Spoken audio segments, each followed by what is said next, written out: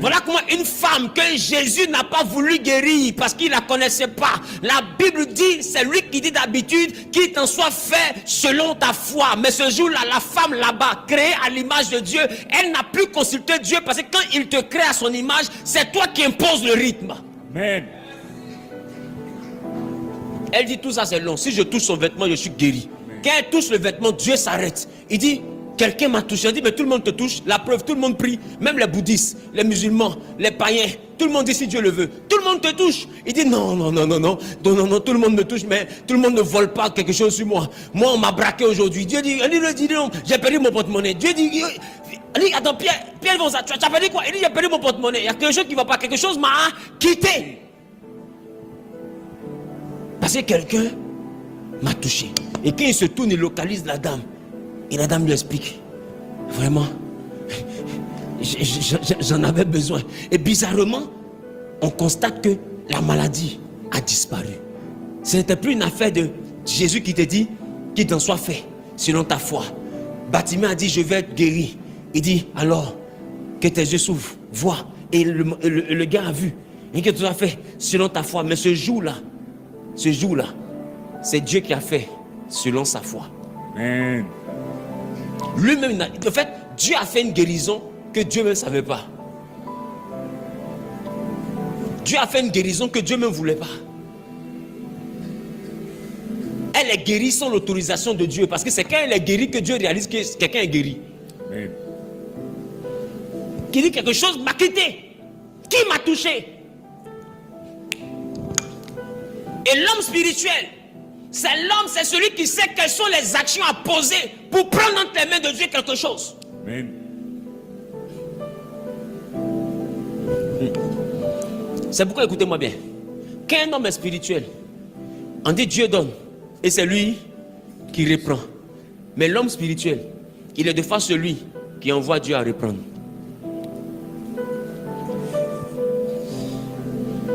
C'est pourquoi les sorciers qui sont spirituels arrivent à t'accuser pour que Dieu te reprenne avant le temps. Ça s'appelle la mort prématurée. Parce que personne ne meurt sans que Dieu ne donne son autorisation. Alors comment les gens font pour mourir tous les jours avant le temps?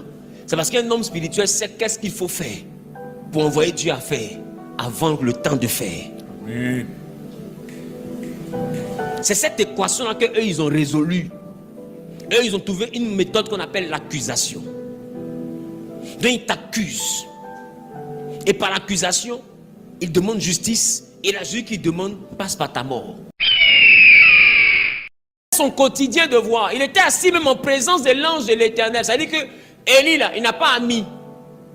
Son ami, c'est un ange. Quand il est assis, tout le monde le voit seul, bizarre comme ça. Quand les gens le rencontrent, et ils disent Élie, le roi te demande de descendre. Eux, ils ont vu qui? Élie. Mais il est assis avec qui? L'ange. Mais eux, ils voient qui? Élie. À qui il parle? Mais Élie est assis avec qui?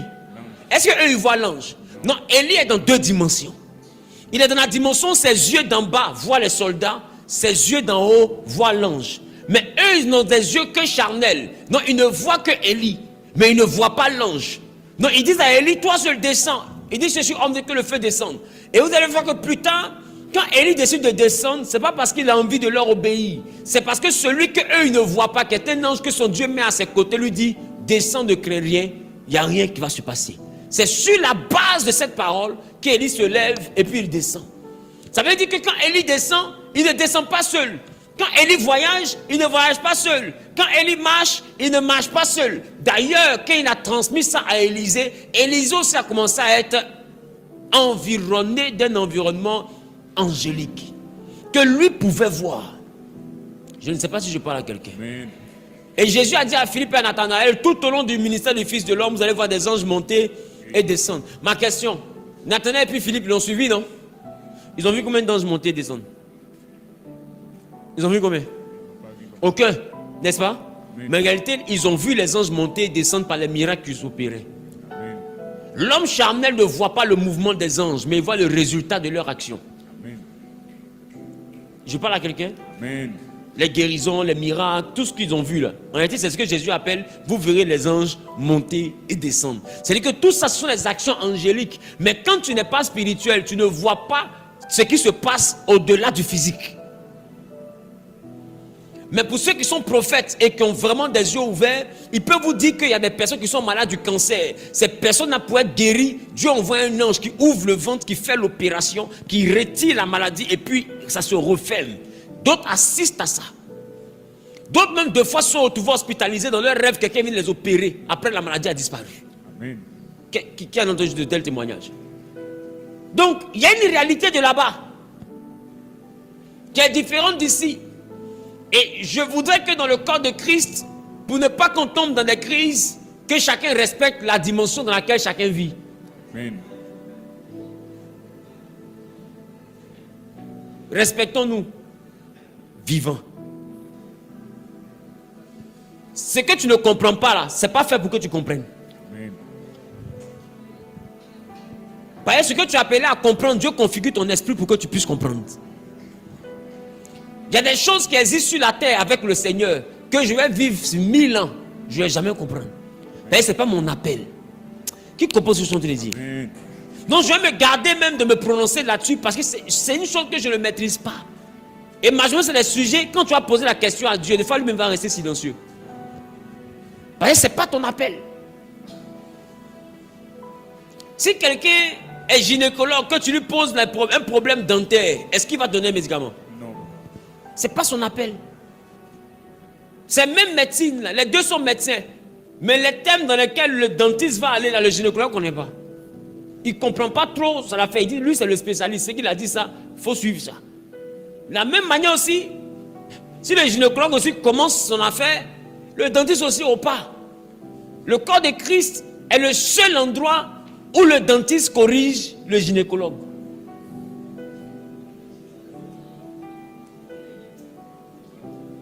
Le corps du Christ est en crise parce que c'est le seul endroit où le neurologue veut contredire qui est encore là? Le psychologue.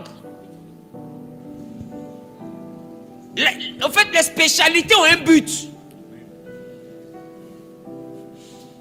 Et les ministères ont un but. Chacun est spécialiste dans quelque chose. On est tous prophètes, mais on ne prophétisera pas tous de la même manière. Amen. On ne va pas opérer tous de la même dimension.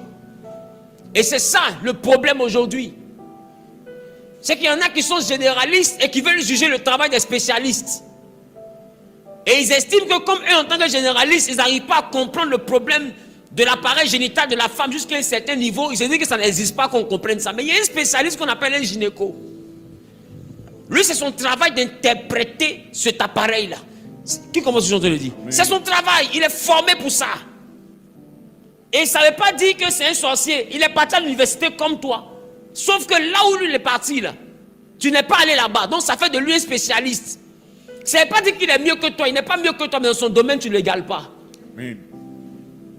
Ne le retrouve pas sur son terrain là-bas. Aujourd'hui, le corps du Christ, c'est le seul endroit où quelqu'un dit je suis allé au ciel. Son voisin dit il ment. Va aller au ciel comment? Va voir.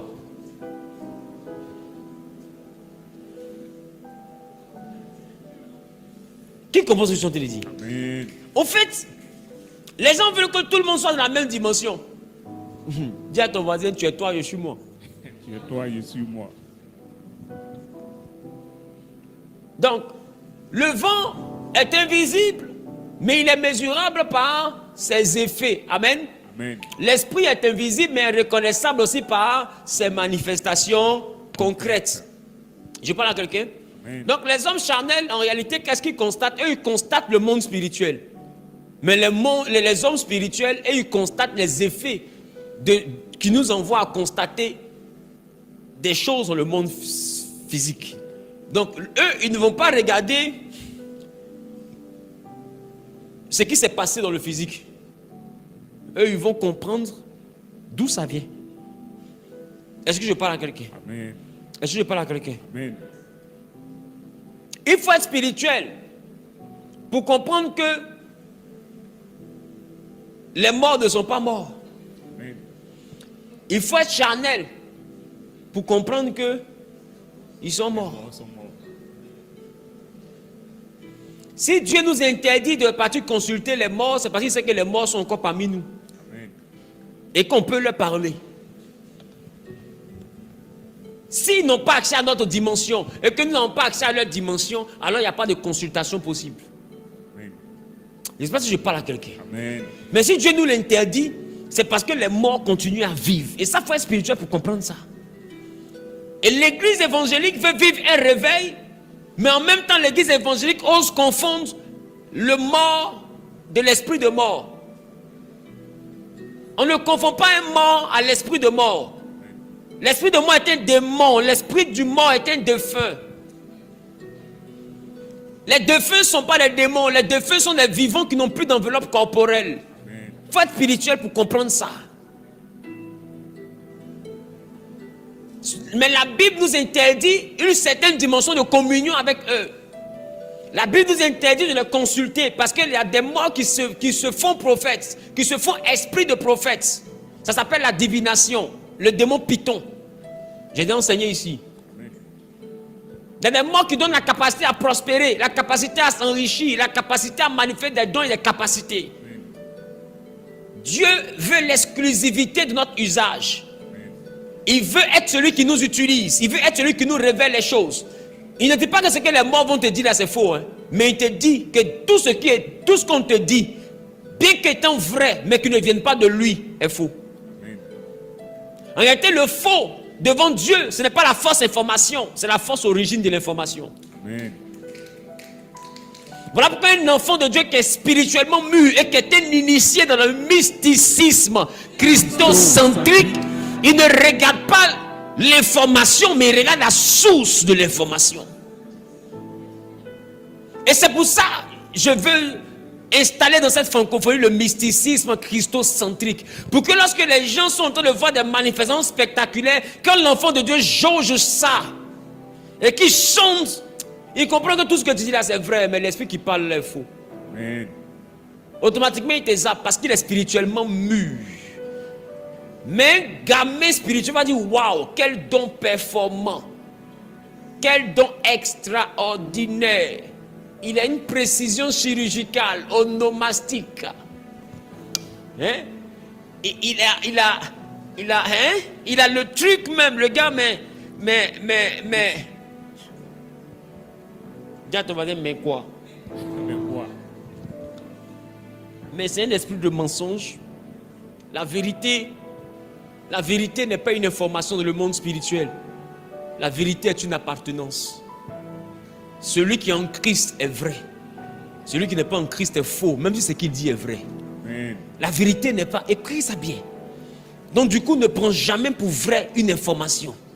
Prends pour vrai celui qui donne l'information. Amen. La source de l'information a plus de valeur dans le monde spirituel que l'information elle-même. Je ne sais pas si je parle à quelqu'un. Amen. Bon, ta manière de dire amen. Ils sont plus nombreux que ceux qui sont là-bas. Et il a vu des chars de feu. Il n'a pas dit ceux qui sont avec moi. Il dit ceux qui sont avec nous. C'est-à-dire il y a tes anges plus mes anges. Non, il y a ton armée plus mon armée. Non, l'armée d'Élisée est immobilisée dans la ville. Parce qu'Élisée est dans la ville. Mais devant là-bas, il y a ceux qui sont avec le deuxième qui est le fils d'Élisée. Non, Dieu maintenant, pour que son armée se mette en marche, Dieu a besoin de le faire marcher. Il faut qu'il se lève pour marcher, pour que l'armée se mette en marche. Tant que tu ne marches pas, le mouvement surnaturel ne bouge pas. C'est la dimension où Dieu fait de toi son image. Amen. Ce qui fait que il y a des choses que Dieu peut décider qui vont changer quelque chose dans le physique. Et il y a des choses qui sont dans le physique qui peuvent envoyer Dieu à changer quelque chose dans le spirituel. Parce qu'ici, il créa l'homme à son image. Non, c'est lui qui déclenche le mouvement. Et puis l'homme change là-bas. Maintenant, il le crée à l'image de Dieu. Non, c'est l'homme qui commence le mouvement. Et ça change la décision de Dieu. Voilà comment une femme que Jésus n'a pas voulu guérir parce qu'il ne la connaissait pas. La Bible dit, c'est lui qui dit d'habitude, qu'il t'en soit fait selon ta foi. Mais ce jour-là, la femme là-bas, créée à l'image de Dieu, elle n'a plus consulté Dieu parce que quand il te crée à son image, c'est toi qui imposes le rythme. Amen.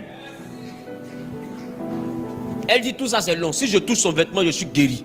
Quand elle touche le vêtement, Dieu s'arrête. Il dit, quelqu'un m'a touché. Il dit, mais tout le monde te touche. La preuve, tout le monde prie. Même les bouddhistes, les musulmans, les païens. Tout le monde dit si Dieu le veut. Tout le monde te touche. Il dit, non, tout le monde me touche, mais tout le monde ne vole pas quelque chose sur moi. Moi, on m'a braqué aujourd'hui. Dieu dit, non, j'ai perdu mon porte-monnaie. Dieu dit, attends, Pierre, tu as perdu quoi? Il dit, j'ai perdu mon porte-monnaie. Il y a quelque chose qui ne va pas. Quelque chose m'a quitté.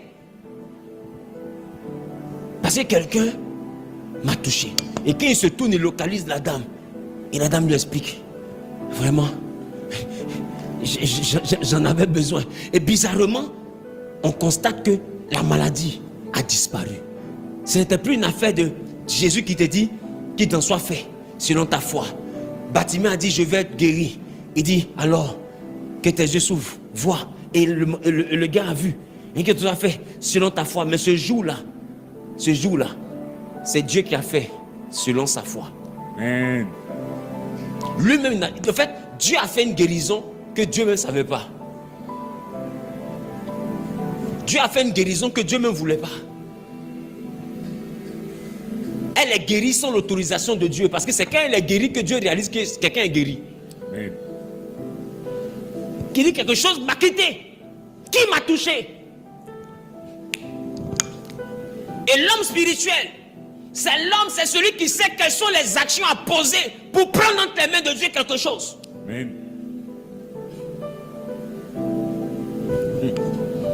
C'est pourquoi, écoutez-moi bien, quand un homme est spirituel, on dit Dieu donne, et c'est lui qui reprend. Mais l'homme spirituel, il est de fois celui qui envoie Dieu à reprendre.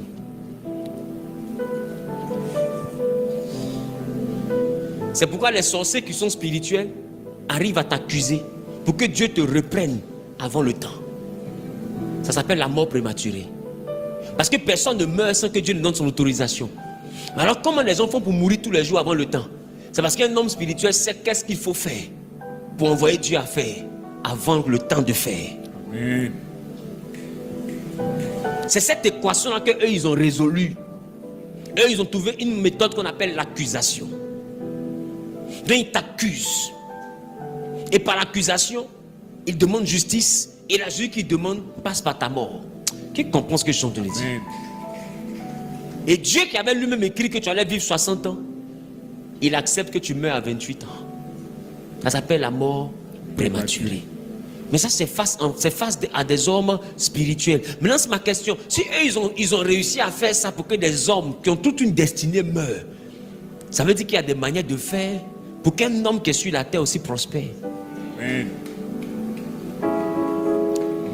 Voilà pourquoi ta Bible dit que Dieu dit, j'ai aimé Jacob, j'ai haï Ésaü. Mais quand Jacob croise Ésaü que Dieu a haï, Jacob se prosterne et Jacob dit, j'ai regardé ta face comme on regarde la face de Dieu. Voici Ésaü que sa mère n'a pas aimé, parce que la Bible dit qu'elle n'aimait plus Jacob. Son père ne l'aime pas, parce qu'on dit qu'il l'aimait parce qu'il lui donnait du gibier. Quand quelqu'un t'aime à cause de viande, c'est qu'il ne t'aime pas.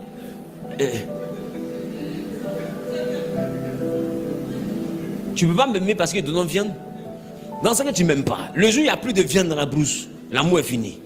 Donc, son père ne l'aime pas, c'est un hypocrite. Il reste qui? Il reste son jumeau. Son jumeau aussi ne l'aime pas. Il quitte au champ, il vient, il a faim. Il dit à son jumeau, donne-moi manger. Il dit, si tu ne me donnes pas ton droit d'aînesse, là, tu vas mourir de faim ici. Donc, son jumeau ne l'aime pas. Son père fait semblant de l'aimer et sa mère ne l'aime pas. Le seul qui s'aime, c'est lui-même. Et la personne qui peut compter, c'est Dieu. Quand il se tourne vers Dieu, Dieu dit, j'ai aimé Jacob. J'ai haï Ésaü. Ma question, comment quelqu'un que le père n'aime pas, donc le père ne l'a pas béni? La mère n'aime pas, donc la mère ne l'a pas béni. Elle l'a milité pour que ce soit son frère qui ait la bénédiction. Le frère n'aime pas, donc le frère l'a doublé. Dieu encore qui va prier pour qu'on sorte la tête de l'autre. Dieu dit, j'ai aimé Jacob, j'ai haï Ésaü. Maintenant ma question, un homme qui a tous ces problèmes d'amour sur lui, là, comment lui fait pour arriver au stade où il refuse un cadeau de Jacob? Et il ne refuse pas par orgueil, il ne refuse pas par méchanceté, il ne refuse pas parce qu'il est rancunier, il refuse parce qu'il dit à Jacob, l'Éternel m'a tellement béni que je ne sais pas où mettre ce que tu me donnes. Amen. Dieu fait pour enrichir quelqu'un qui n'aime pas? Amen. C'est cette équation que les sorciers mystiques l'ont trouvée. Dieu les aime pas. Ne pensez pas que les richesses viennent de l'amour de Dieu. Ils peuvent prospérer, c'est Dieu qui les élève. Mais sur des principes qu'on appelle l'homme spirituel.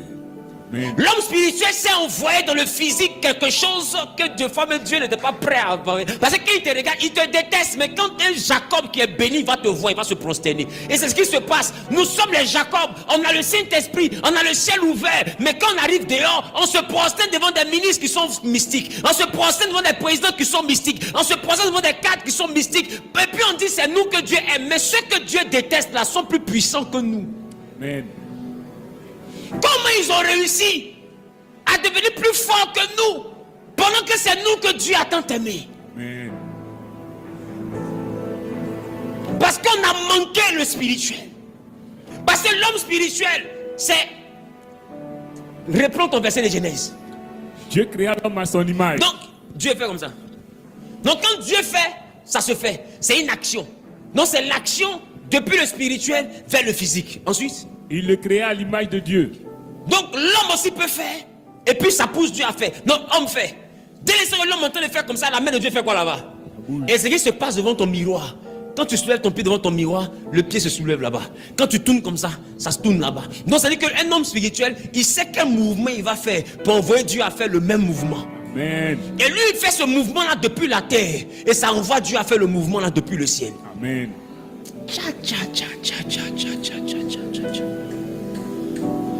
Et tu n'es pas spirituel tant que tu ne connais pas les actions à faire sur terre pour changer les choses d'en haut. Voilà pourquoi Jésus dit tout ce que vous allez lier sur la terre sera lié dans le ciel. Tout ce que vous allez délier sur la terre sera délié dans le ciel. C'est ça la clé de la spiritualité, l'action terrestre qui modifie le champ céleste. Amen.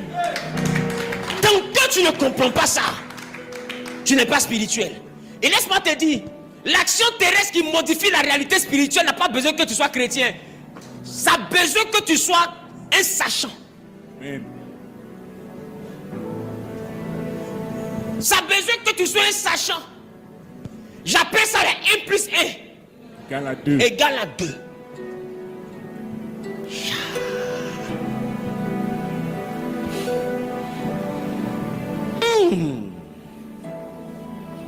On se comprend? Amen. On se comprend? Amen. C'est là que vous allez voir des hommes que vous-même vous savez comme étant sorciers qui vont se mettre à construire des paroisses. Vous allez voir d'autres que vous savez comme étant de hauts mystiques dans les plus hauts grades qui puissent exister en train de financer de fois des croisades. Amen. Vous allez les voir, ils ne viennent jamais à l'église, mais quand il y a une cathédrale qui est en construction, ils donnent 1 milliard. Amen.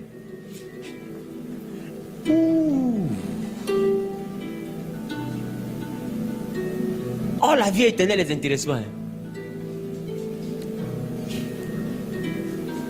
C'est ça l'homme spirituel. Amen.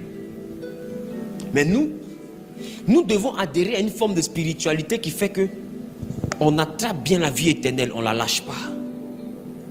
Et puis toutes les actions spirituelles qui existent pour envoyer le surnaturel à faire des choses dans le naturel là. Quand nous on voit une action, on se demande est-ce que cette action là est validée dans la parole de Dieu. Amen. Si elle est validée dans la parole de Dieu, c'est elle on fait. Celle qui n'est pas validée, on met à côté. C'est ce qu'on appelle le discernement. Afin de discerner quelle est la volonté de Dieu. Parce que tout donne le résultat. Mais ce n'est pas de tout dont on a besoin pour avoir notre résultat. Amen. Et le discernement te donne la capacité à trier. Qu'est-ce qui est utile? Parce que au finish, tu peux tout avoir par le spirituel. Mais il te dit, si tu fais des actions qui ne sont pas conseillées dans la parole de Dieu, ça te sert à quoi de gagner le monde? Tout va venir du ciel. Mais ça te sert à quoi de tout gagner si au final, tu perds ton âme? Amen. Qui voit l'équation maintenant? Et c'est parce que Jésus connaît comment faire venir des choses du spirituel. C'est pourquoi il ne s'embête pas. Il n'a pas de porte-monnaie. Il n'a rien. Mais il est là et puis on dit, tu dois payer les impôts. Il dit à Pierre, va pêcher. Et le premier poisson qui sort, prend l'argent dans sa bouche, vient donner l'impôt. Jésus connaît où est-ce qu'un homme physique peut transporter, faire des retraits spirituels. Il connaît. Donc il n'a pas besoin d'avoir un compte bancaire. Il a juste besoin d'avoir la maison. Amen. C'est un mystique. Il connaît. Donc, même s'il n'a plus, c'est pas salaire. Il sait ce qu'il doit faire sur le champ pour payer son impôt. Quand il a fini de payer l'impôt, il s'en se promener. Si on encaisse encore, il dit va. Aïe, aïe, aïe, aïe, aïe. Amen. C'est pourquoi je dis et je redis, on ne cherche pas l'argent. Cherche celui qui donne l'argent. Et il y a des gens qui vous ont dit, pour prospérer, il faut semer l'argent. C'est des braqueurs. Amen. Il faut faire de grandes offrandes. L'argent n'a jamais attiré l'argent. C'est un langage charnel. Amen. Tout ce qui attire l'argent est tout sauf l'argent.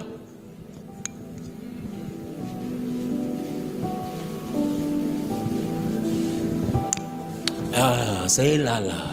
Amen. Tout ce qui attire l'argent, c'est tout sauf l'argent. Ma question, dans la loi de l'attraction, est-ce que deux bonnes plus s'attirent? Non. Non, l'argent ne peut pas attirer l'argent. Un homme et puis une femme s'attirent parce qu'il y a suffisamment de place dans la femme pour accueillir l'homme. Ça fait que quand les deux se croisent, ça fait ça. L'un s'emboîte dans l'autre et ça fait un. Donc c'est les sexes opposés qui s'attirent. Amen. Donc l'argent ne peut pas attirer l'argent. L'argent repousse l'argent. Donc dans le monde spirituel, on ne prend pas l'argent pour chercher l'argent. Ça passe pas. Alors on prend quoi? Amen. Fais comme ça. Et je te dis, quand tu connais ce qu'on prend, le problème n'est plus comment prendre. Le problème c'est continuer à prendre sans perdre ton âme. Amen. Non, tu conserves ton âme et puis tu prends. Et puis tu prends. Et puis, hein?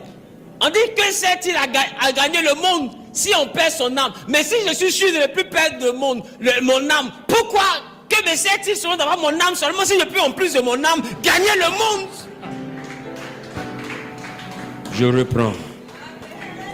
Le danger n'est pas dans le fait de gagner le monde. Amen. Le danger est dans le fait de gagner le monde et perdre son âme. Mais si mon âme est vraiment sécurisée parce que je suis sûr que tout ce que je fais est bien de Dieu et que Dieu valide ce que je fais, alors si je peux avoir le monde, pourquoi me contenter que de mon âme? Amen. Puisque mon âme est déjà en sécurité. Le problème n'est pas mon âme. Le problème c'est la sécurité de mon âme. Si j'ai sécurisé mon âme, pourquoi je me limite à un travail de 200 000 par mois et un travail de 150 000 par mois? Si j'ai déjà sécurisé mon âme en Jésus. Maintenant pour sécuriser mon âme, j'ai accepté qui? Jésus. Maintenant j'ai déjà Jésus.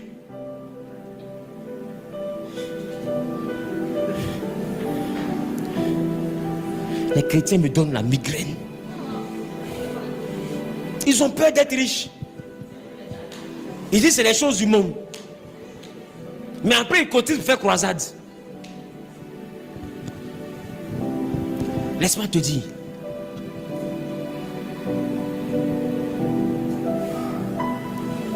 Merci. Dieu et puis image.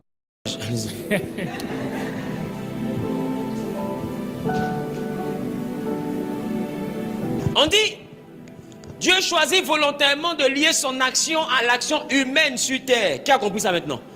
C'est-à-dire que l'homme doit faire pour que Dieu fasse. Et quand tu réussis à savoir quoi faire pour que le spirituel fasse quelque chose sur la terre, automatiquement dit tu es devenu spirituel. Parce que depuis la terre, tu arrives à commanditer des actions spirituelles vers la terre. Et l'art de la spiritualité, c'est la capacité à savoir transférer des choses du monde de l'esprit vers le monde physique. Je parle à quelqu'un? Amen. Psaume 115, le verset 16, il dit: Les cieux sont les cieux de l'Éternel. les cieux sont les cieux de l'Éternel. Mais il a donné la terre au Fils de l'homme. Dieu qu'il a donné la terre au Fils de l'homme.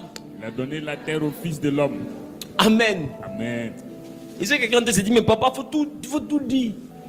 Non, on dit jamais tout. Même Jésus, même prêchait, il ne parlait pas tout. Laisse-moi vous dire, tout ce qui est sacré ne se dévoile jamais devant. Amen. Sinon, ça désacralise. Et quand quelque chose est désacralisé, quelque chose est démystifié, ça ne porte plus. Le spirituel se déconnecte de tout ce qui est populaire. C'est pourquoi quand on te dit il y a masterclass, on te dit il y a des classes, on te dit il y a des coachings là, va là-bas. Non, vous allez réussir gratuitement, donnez gratuitement. Reste là. Ne bouge pas, tu as compris? Ne bouge pas.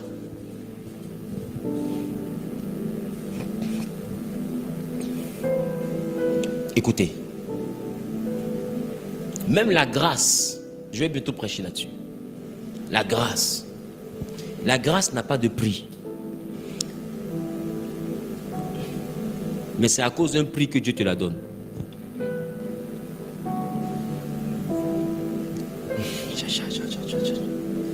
La grâce n'a pas de prix. Hein. Rien ne peut acheter la grâce. Mais c'est à cause d'une chose que tu as fait que Dieu te donne la grâce. Quelqu'un m'a dit, mais Marie, elle au moins elle est vierge.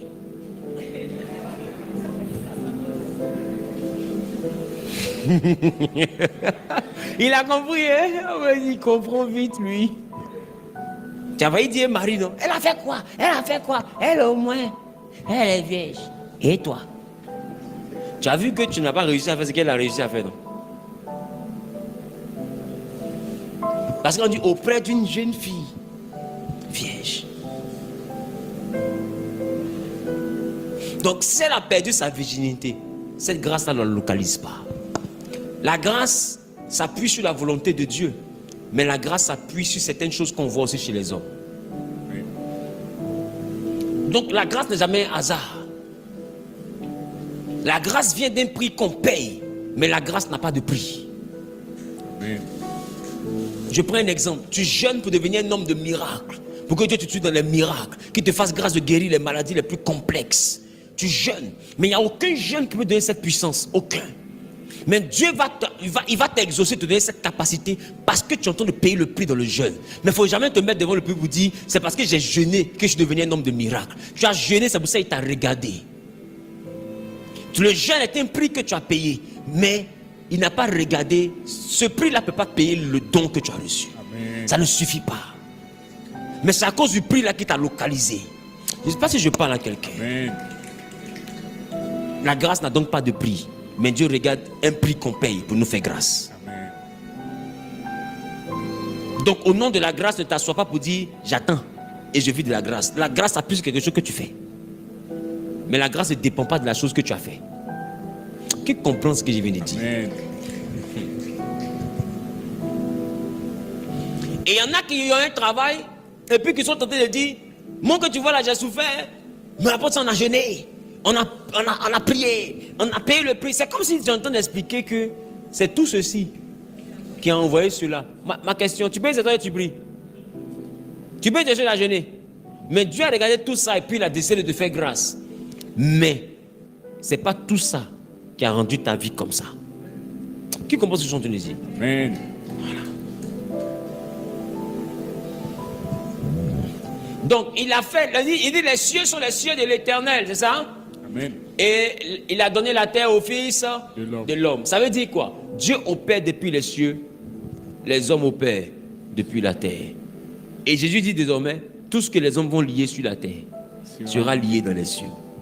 En réalité, c'est maintenant il venait de nous dire ça à nous. Je reprends. C'est maintenant lui il venait de nous dire ça à nous. Sinon c'est un principe qui a toujours existé. C'est un principe qui a toujours existé.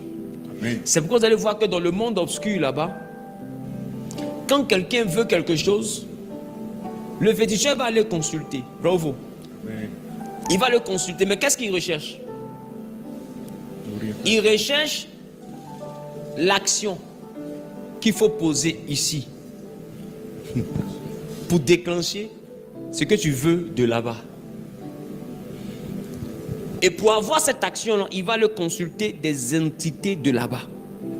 Pour que les entités lui disent quoi faire dans notre dimension pour que le portail s'ouvre et qu'il y ait le transfert de ce que la personne cherche. Et il va consulter. Ils vont lui dire, il faut envoyer la dent d'un crocodile qui est encore vivant.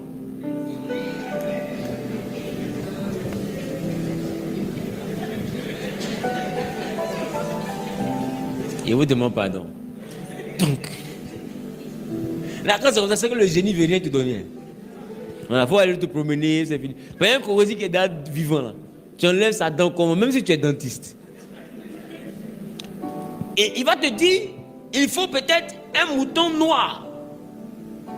En réalité, le sacrifice de cet animal-là ici va ouvrir le chemin de ce qu'on a voulu voir se manifester. Donc ça devient une action posée sur terre qui commandait l'arrivée d'une chose qui était dans le monde invisible vers notre dimension. Donc l'homme spirituel, c'est celui qui maîtrise les actions à poser.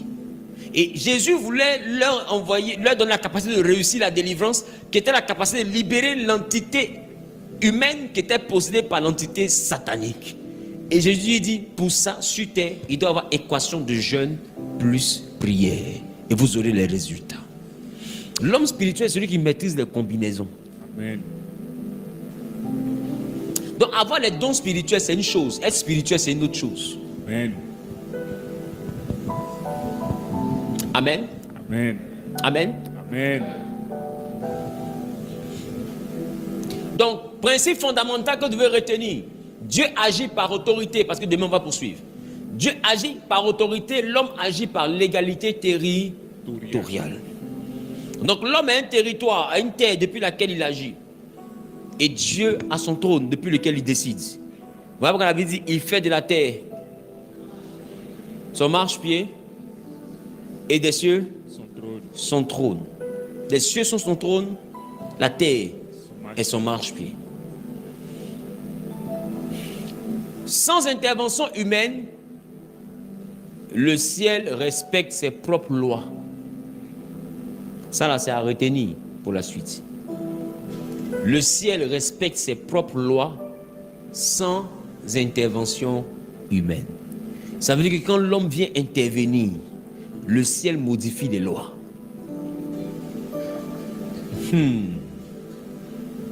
y a des choses qui peuvent se réajuster parce que quelqu'un s'est levé. Amen.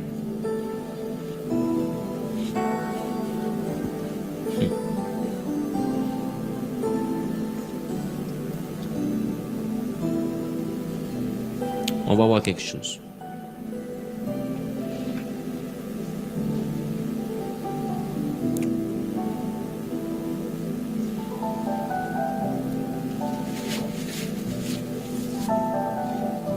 Allons-y dans le livre d'Ézéchiel, chapitre 22, à partir du verset 29.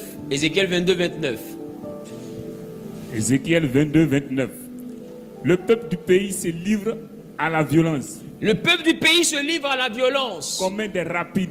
Oui. Opprime le malheureux et l'indigent. Opprime le malheureux et l'indigent. Foule l'étranger contre toute justice. Foule l'étranger contre toute justice. Je cherche parmi eux un homme qui élève. Il dit les gens se comportent mal. Donc moi j'ai décidé de frapper. Mais je cherche parmi eux quelqu'un. Un homme qui élève un mur. Qui élève un mur. Qui se tient à la brèche devant moi. Regardez.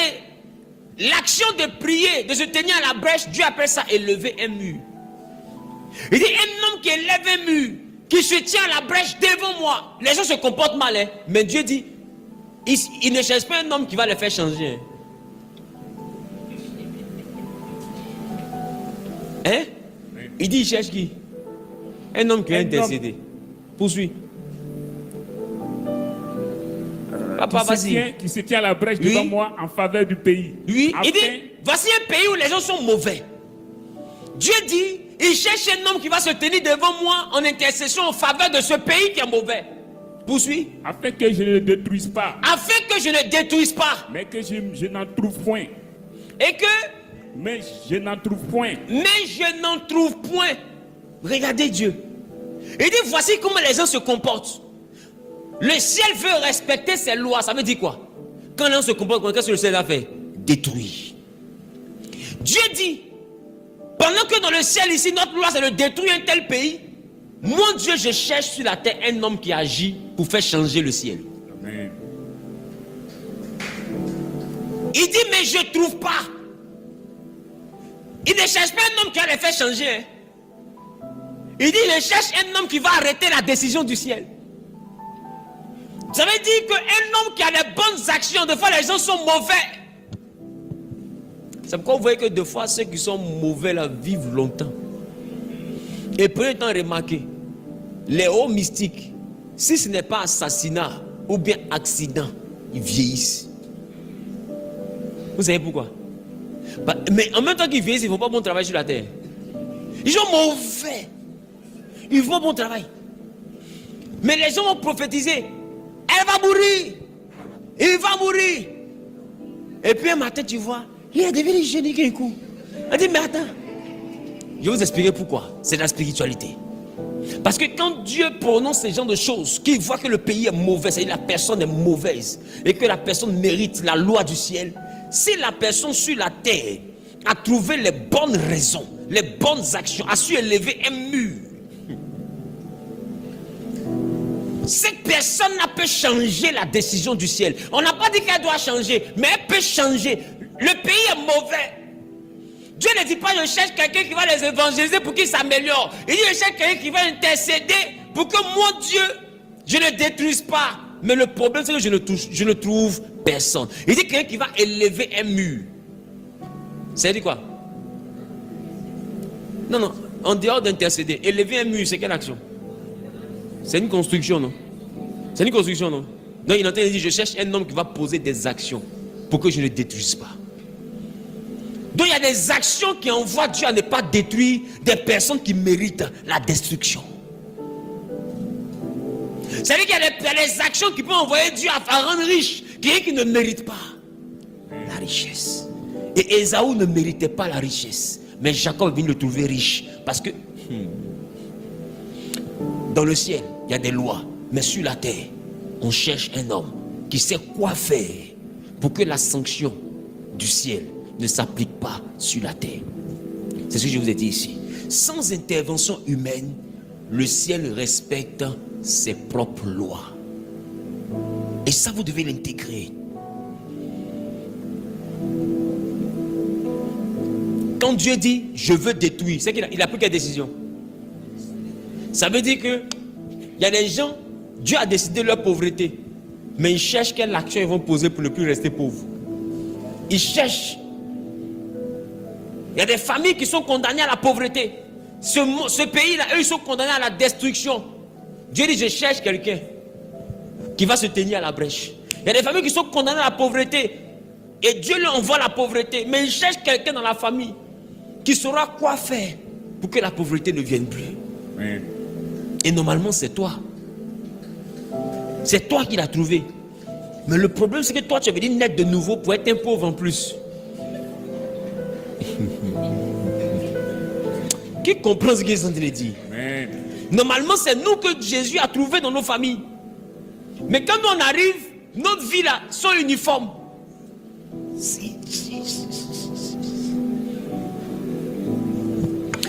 Dieu cherche un homme qui va poser une action. Dieu cherche un homme qui va poser une action. Et il symbolise l'action par quoi? Par le fait d'élever un mur. Une action. Non, c'est pas seulement prier. C'est des actions qu'il faut poser. Et il dit quand la personne élève le mur, dans le ciel, il dit, elle se tient devant moi.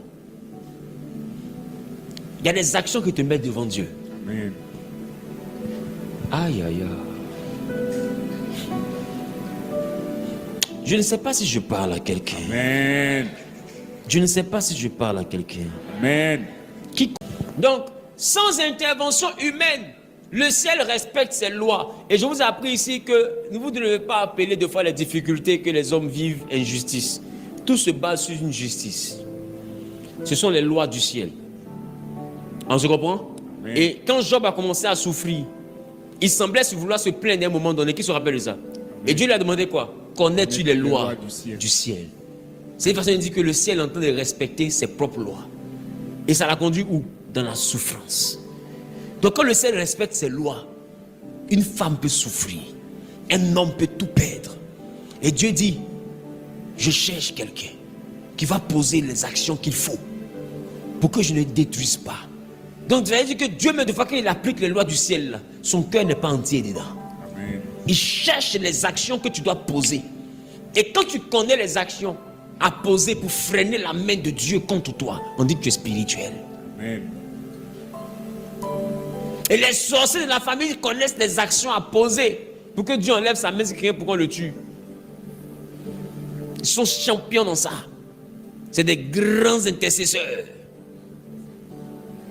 Ils savent élever les murs. Et ils sont très patients. Je parle à quelqu'un? Amen. Donne-moi un bon amen. Amen. Et quand je te parle de devenir un homme spirituel, je te parle de devenir un homme d'action. Parce que si tu as la foi, tu sauras comment on élève un mur pour que la décision du ciel change. Amen.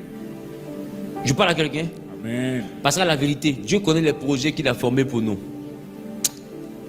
Mais ces projets risquent de ne pas se réaliser parce que nous aussi, on n'est pas aussi exemplaires que ça. Je reprends bien, je laisse ça comme ça.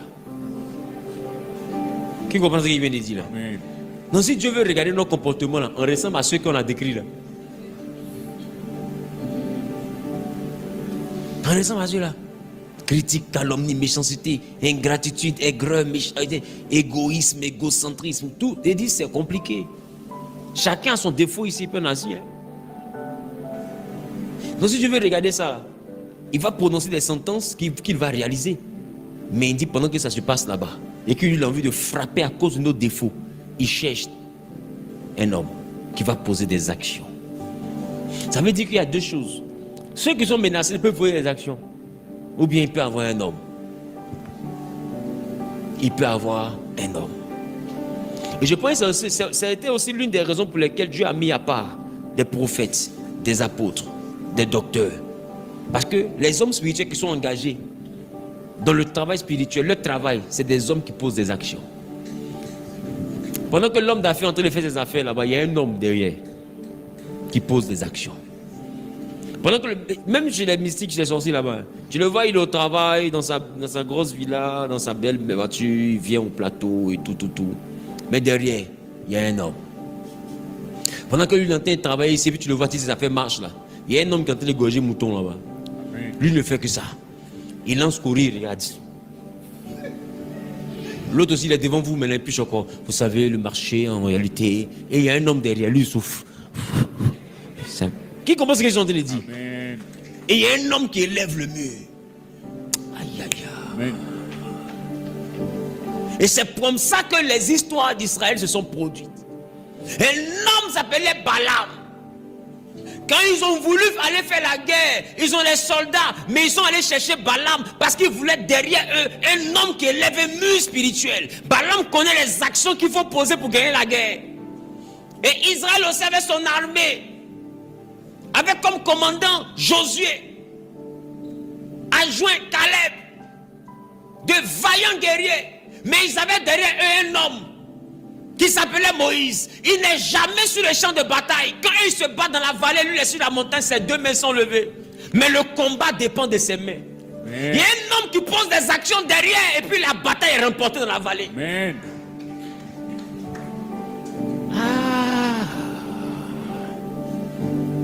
C'est pourquoi vous voyez que la majeure partie des grands rois, ou bien des grands hommes d'État, ou bien des puissants de ce monde, ils ont toujours un conseil spirituel autour. Amen. Des hommes qui posent des actions. Deux fois ils sont payés.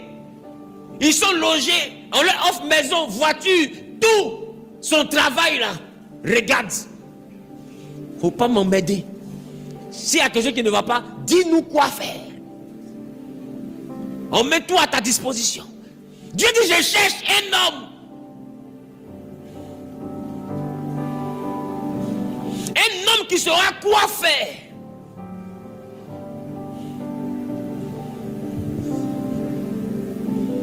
Et quand tu es l'homme qui sait quoi faire, on dit, tu es spirituel.